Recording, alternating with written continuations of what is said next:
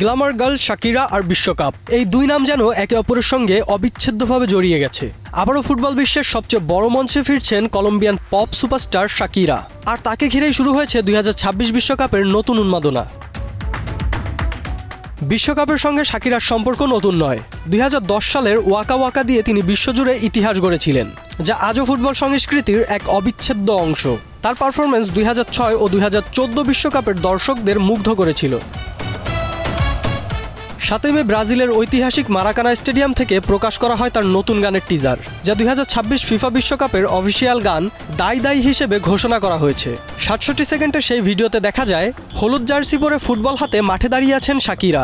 চারপাশে বিভিন্ন দেশের প্রতিনিধিত্বকারী নৃত্যশিল্পীদের পারফরমেন্স আর আতশবাজির ঝলকানিতে ভরে উঠেছে পুরো স্টেডিয়াম। সব মিলিয়ে তৈরি হয়েছে এক উৎসবমুখর বিশ্বকাপ আবহ। গানটি আগামী 14 মে আনুষ্ঠানিকভাবে প্রকাশ করা হবে বলে জানানো হয়েছে। ভিডিওর শেষ মুহূর্তে উই আর রেডি বার্তা বিশ্বকাপের আবহকে আরও উজ্জীবিত করেছে। শাকিরা তার পোস্টে লেখেন, মারাকানা স্টেডিয়াম থেকে দাই দাই 2026 বিশ্বকাপের অফিসিয়াল গান। গানটির টিজারে শোনা যায় আবেগঘন লিরিক্স ও শক্তিশালী সুর, যা ইতিমধ্যেই ভক্তদের মধ্যে ব্যাপক সাড়া ফেলেছে।